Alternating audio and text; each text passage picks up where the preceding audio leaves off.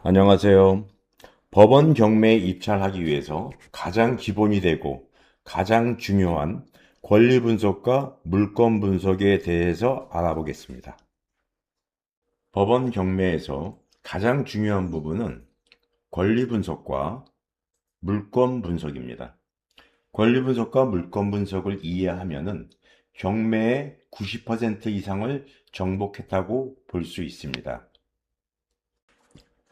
권리 분석에는 크게 등기부에 대한 권리 분석과 점유제에 대한 권리 분석, 또 물권상의 권리 분석으로 나눌 수 있습니다. 그 외에 행정상에 어떤 문제가 있는지를 파악하는 것이 중요하고요. 등기부에 대한 권리 분석에서는 말소 기준 권리를 먼저 파악하는 것이 우선이 되어야겠고요. 말소 기준 권리에는 총 6가지가 있습니다. 말소 기준 권리를 기준으로 소멸되는 권리와 인수되는 권리를 무엇인지를 아는 게 중요하고요.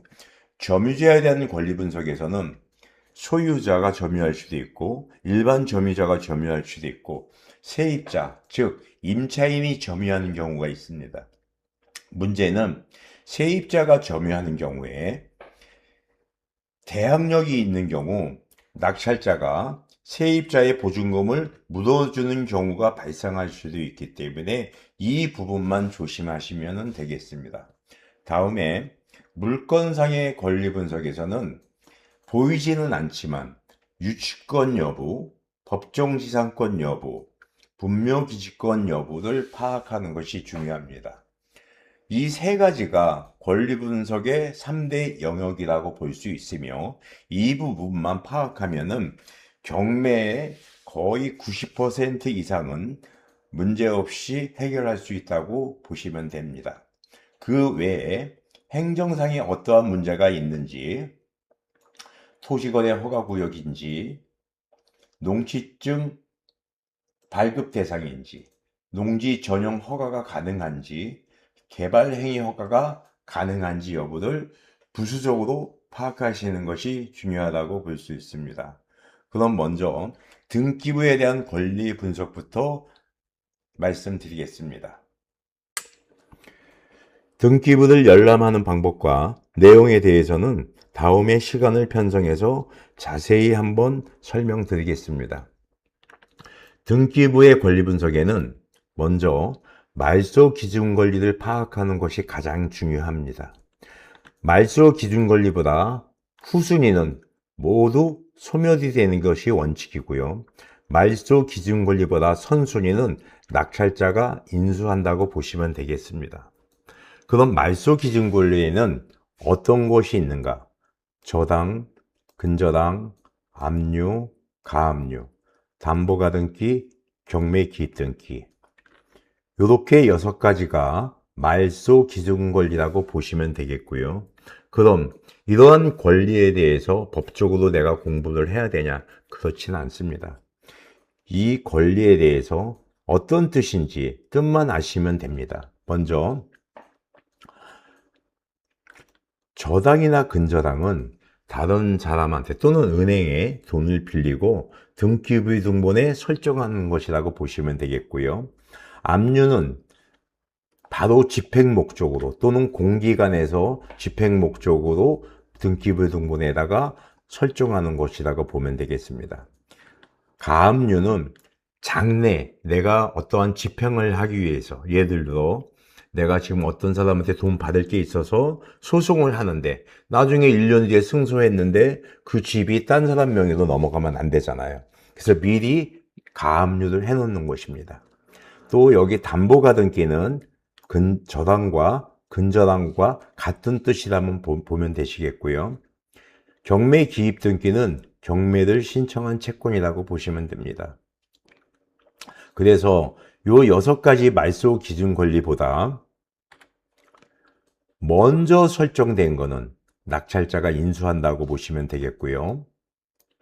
이 말소 기준 권리보다 이 후순위에 설정된 거는 낙찰자가 인수하지 않고 모두 소멸된다고 보시면 됩니다. 그 외의 권리에는 지상권, 지역권, 전세권, 가처분, 등기된 임차권, 법정지상권, 소유권 이전 청구권, 유치권 등등등 여러 가지 권리가 있습니다. 그래서 이 말소 기준 권리보다 이러한 권리가 우회에 있으면 낙찰자가 인수할 수도 있고요.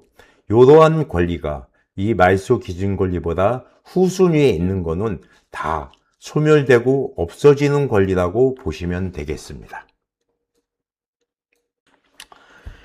그럼 말소 기준 권리와 다른 권리와의 우선순위, 소멸 여부에 대해서 연습해 보겠습니다.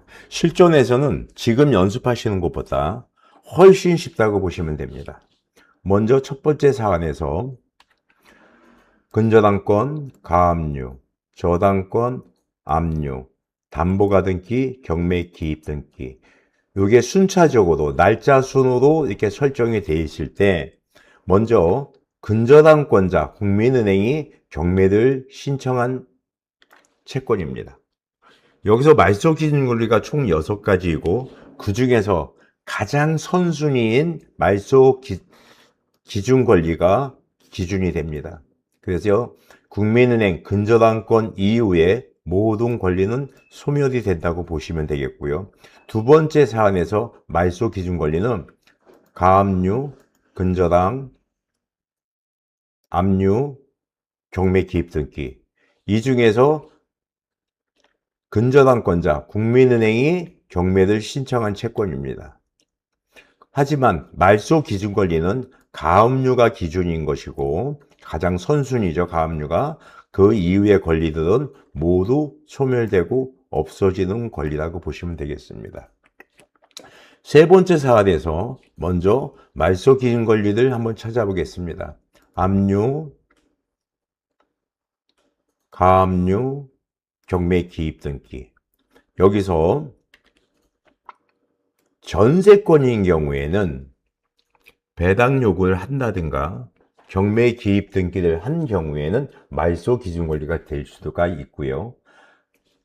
여기서 가등기인 경우에는 담보 가등기이면은 말소 기준 권리가 되고요.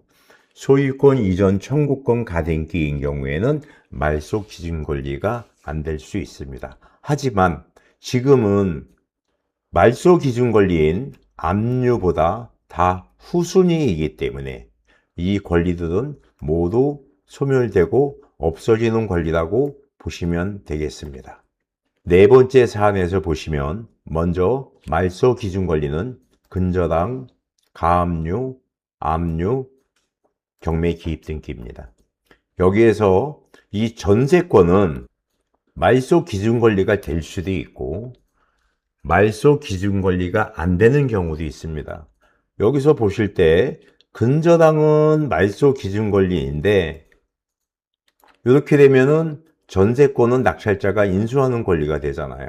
하지만 지금 이 사안에서 이 전세권이 경매를 신청한 채권입니다. 다시 얘기해서 경매 기입 등기란 얘기죠. 전세권자가 경매를 신청했다고 보시면 됩니다. 그래서 이 사안은 전세권이 말소 기준 권리가 되고요. 이후에 모든 권리는 소멸되고 없어지는 권리라고 보시면 됩니다. 이번에는 말소 기준 권리보다 선순위 권리가 있는 경우를 보겠습니다. 첫 번째 사안은 말소 기준 권리가 근저당, 가압류, 저당권, 압류, 경매 기입 등기입니다. 근저당권자 국민은행이 경매를 신청한 사안이고요. 이 중에서 최선순위 근저당권자가 말소 기준 권리가 되며 이 이후에 모든 권리는 소멸되는 것이 원칙입니다. 하지만 선순위 지상권은 낙찰자가 인수하는 권리라고 보시면 되겠고요. 그래서 이러한 경우에는 입찰 들어가기가 어렵다고 생각하시면 되겠습니다. 두 번째 사안에서는 말소 기준 권리가 가압류, 근저당권, 압류, 경매 기입 등기고요. 또 국민은행에서 경매를 신청한 채권이지만 제일 선순위 가압류권이 말소 기준 권리가 되고요. 여기서 전세권은 낙찰자가 인수하는 권리입니다. 다만 전세권인 경우에 전세권이 경매를 신청하거나 배당 요구를 하면은 말소 기준 권리가 되기 때문에 이 전세권도 그 경우에는 소멸된다고 보시면 되겠습니다. 세 번째 사안은 말소 기준 권리가 근저당, 가압류, 경매 기입 등기입니다. 여기서 최선순위 말소 기준 권리는 근저당이 될 것이고요. 선순위 지역권과 전세권은 낙찰자가 인수하는 권리라고 보시면 되겠습니다. 또한 물론 전세권이 배당 요구를 한 경우에는 말소 기준 권리가 되어 소멸된다고 보시면 되겠고요. 네 번째 사안에서는 말소 기준 권리가 첫 번째 근저당, 가압류, 경매 기입 등기입니다. 하지만 여기서 경매를 신청한 채권이 전세권입니다. 그래서 이 전세권이 경매 기입 등기이기 때문에 우리 6가지 있었죠. 저당, 근저당, 압류, 가압류, 담보가등기, 경매 기입 등기. 그래서 전세권이 말소 기준 권리가 된다고 보시면 되겠습니다. 그래서 전세권 이후에 이러한 권리는 다 소멸되고 없어지고요. 가등기, 소유권 이전 가등기죠. 요 가등기는 낙찰자가 인수하는 권리라고 보시면 되겠습니다. 물론 가등기가 소유권 이전 청구권 가등기가 아니고 담보 가등기인 경우에는 말소 기준 권리가 되어 이 또한 소멸되는 경우라고 보시면 되겠습니다. 여기서 보시면은 임의경매 또 강제경매 이렇게 나뉘는데 요거는 큰 차이는 없지만 뭐 그렇게 중요하지는 않지만 기본적으로 임의경매는 저당권 설정이라든가 전세권이라든가 이런 물권이 경매를 신청한 채권이라고 보시면 되겠고요. 강제경매 같은 경우에는 이렇게 가압류권자가 본안 소송을 해서 뭐 6개월이나 1년 뒤에 가압류를 해놨다가 6개월 뒤에 승소 판결 받아서 이렇게 경매를 집어넣는 경우를 강제경매다. 요 정도만 알고 계시면 되겠습니다. 그러면 요거는 제가 연습을 한 거고요. 요거보다 더 쉬운 실전 우리 옥션지에 나오는 등기상의 권리 분석을 같이 한번 쉽게 해보겠습니다. 지금부터는 현재 법원에서 진행하는 경매 물건을 띄워놓고 등기상의 권리 분석을 같이 한번 해보겠습니다.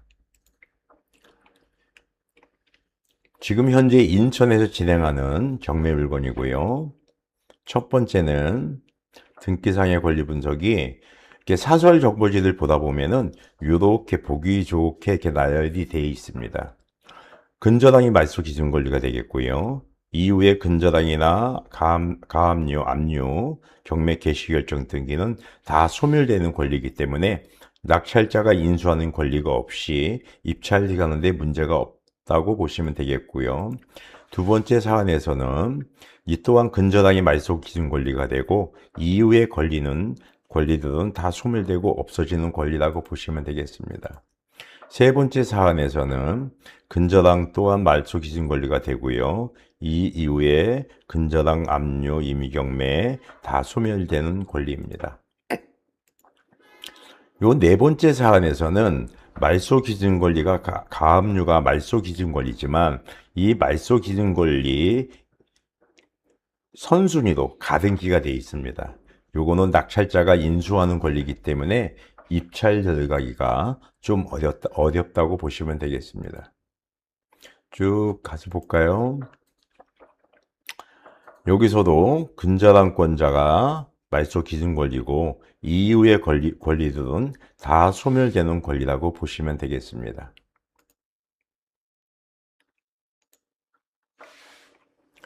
여기서도 근저당권이 말소 기준 권리고요.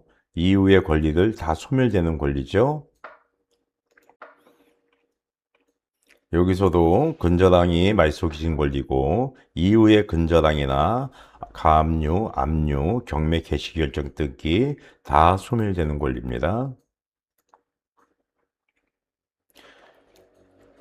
여기서도 2007년 10월 달에 근저당 설정권자인 신한은행이 말소 기준 권리가 되고요. 이후의 권리는 다 소멸된다고 보시면 되겠습니다. 이렇게 보시면 사이트에서도 소멸 여부와 말소 기준 권리에 대해서 충분히 표시가 되어 있기 때문에 쉽게 접근하실 수가 있습니다. 다만 이런 것을 참고는 하시지만 말소 기준 권리가 어떻게 선정되는지 이런 부분은 기본적으로 알고서 우리 사이트를 보시는 게 큰 도움이 되고 또 낭패가 없다고 생각이 듭니다. 여기서도 말소 기준 권리 근저당이고요. 이후의 건 다 소멸된다고 보시면 되겠습니다. 다 똑같죠?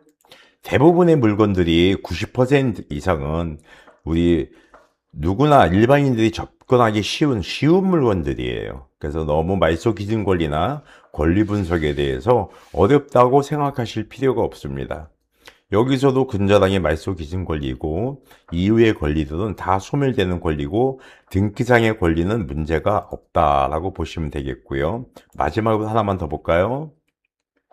여기서 근저당 권자가 말소 기준 권리가 되고 압류, 강제 경매 다 소멸되고 없어지는 권리라고 보시면 되겠습니다. 지금 보신 것 같이 등기 부정의 권리 분석은 제가 처음에 설명드릴 때보다는 상당히 쉽게 지금 나오고 있습니다.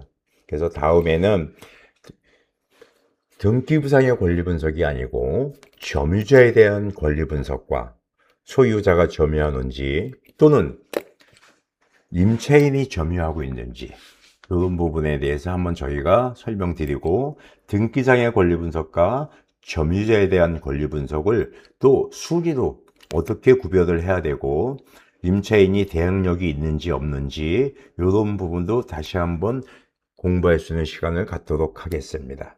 감사합니다.